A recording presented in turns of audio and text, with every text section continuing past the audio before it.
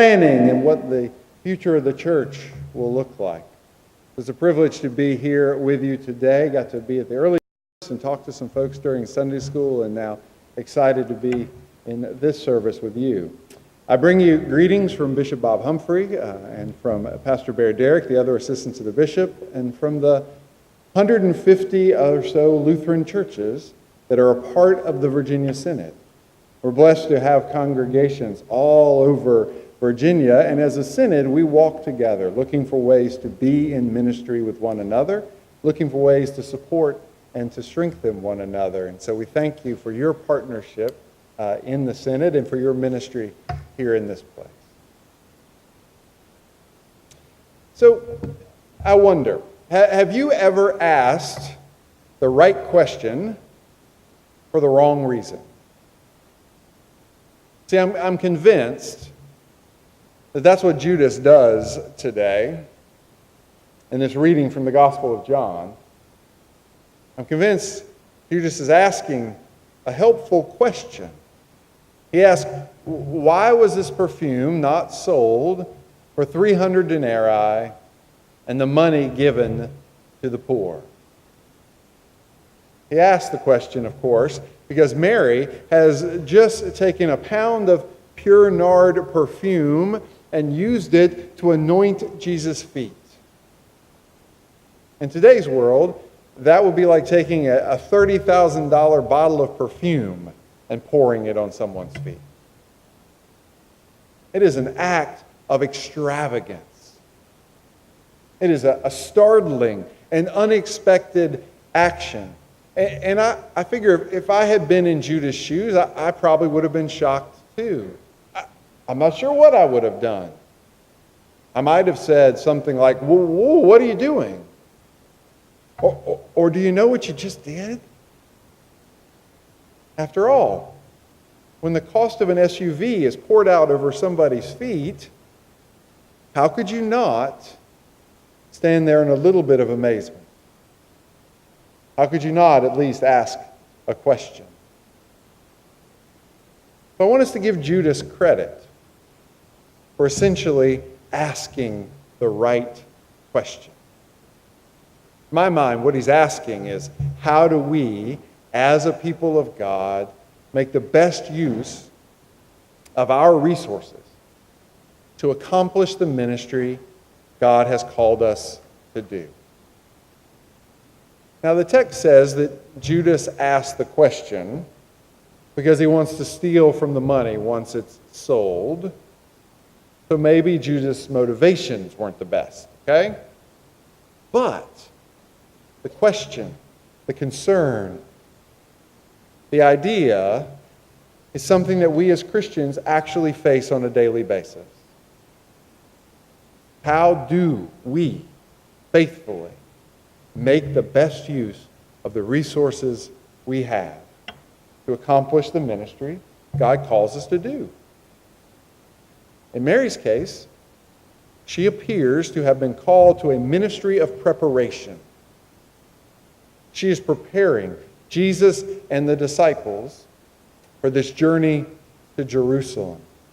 She's helping prepare them for his impending death. She's anointing him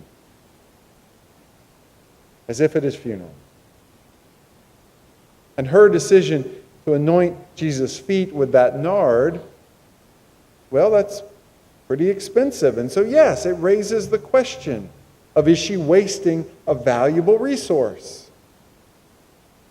But here's Jesus. He steps in immediately. He sets Judas straight. He helps us to see that what she's doing is not wasting a resource, but rather investing a resource that she has been given to accomplish the ministry that God has called her to do.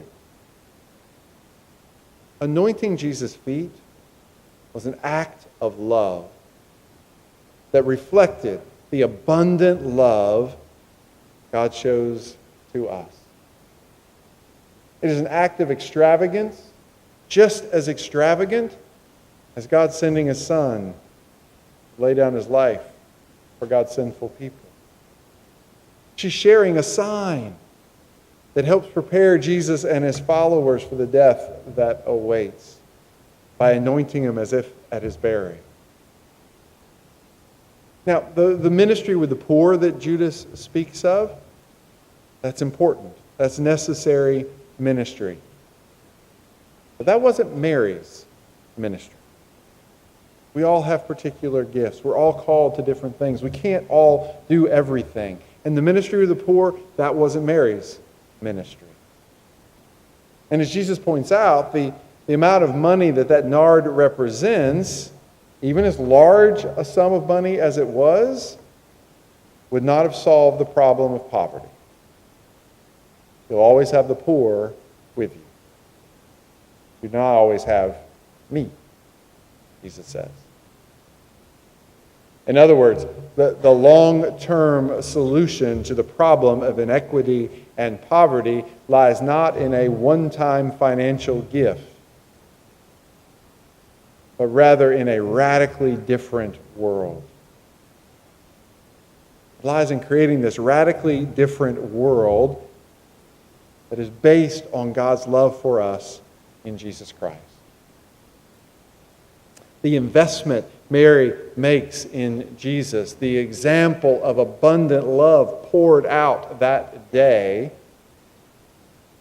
isn't a foolish waste of resources. It's a choice that allows Mary to accomplish her ministry. A ministry that helps set the stage for this extravagant act, this extravagant saving act that Jesus is undertaking.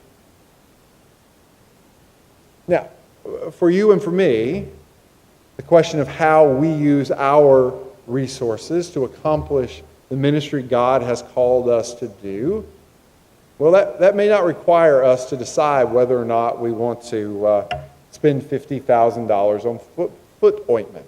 Okay? That may not be in our future, right? But that question of how we act as good stewards of the gifts God has given us, that question of how we manage the good news that God has invested a great deal in God's people, the question of how we make the best use of the resources God has given us to accomplish the ministry we have been called to do, that question is one we're all called to answer each and every day. I mean, on a personal level, that means that each of us gets to look at the gifts we have and the opportunities we have before us and decide how to match those things up. Because God trusts you to invest the resources God has given you in the world around you to accomplish the ministry you're called to accomplish. So I think of it this way. One of the ministries my wife and I were called to do was a ministry of parenting. Right? Both of my sons are in college now. But across their lifetime, the way we have invested and continue to invest the gift of time, the way we invest our talents, the way we invest our financial resources as a family, that teaches our sons something about what we believe and about what's important to us.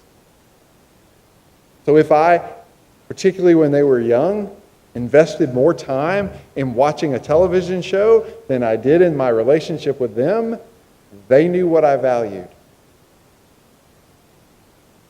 And as they saw me spend time at church, using gifts for teaching and for talking and for preaching and for organizing to lead worship, they knew that my faith was an important way to use my gifts.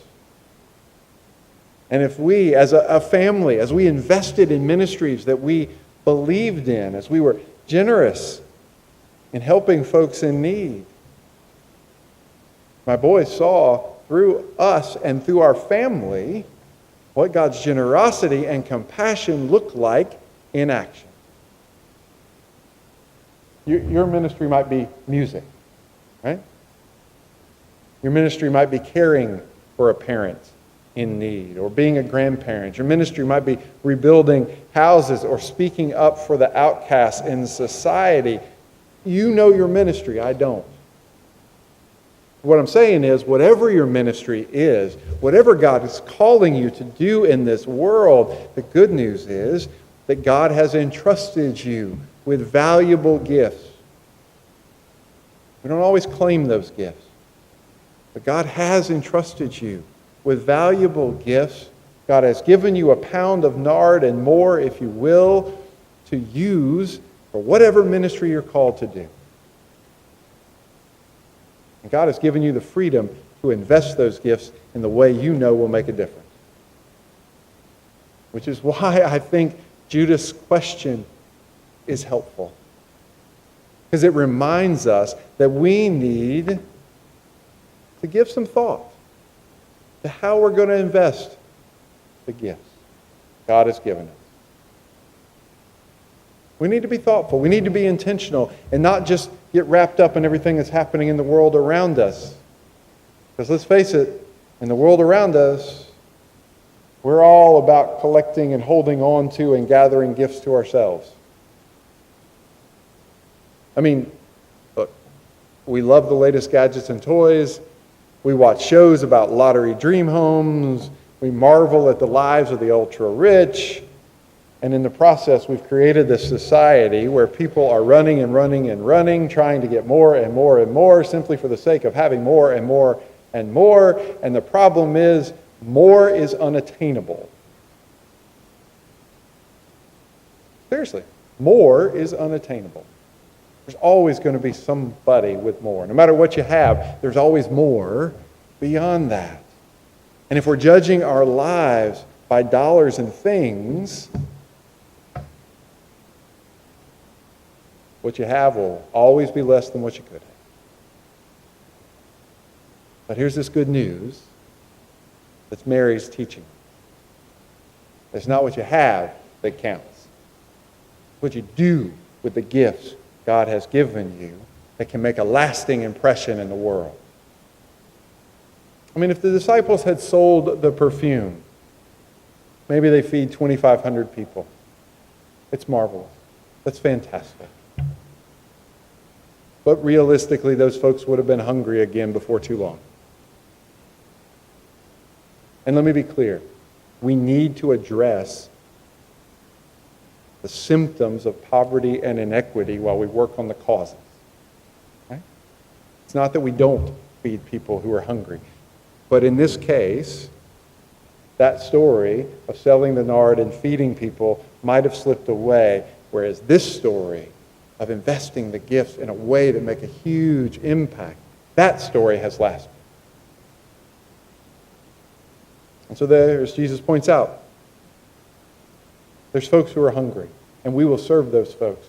You do that very well here. But by investing the valuable gift that Mary has in an abundant expression of love for Jesus, by investing the valuable gift that she has to fulfill the ministry that she's called to do, I think Mary provides an example for us and for all of God's people. An example that can help us to know that we are called to seek out ways to invest the gifts God has given us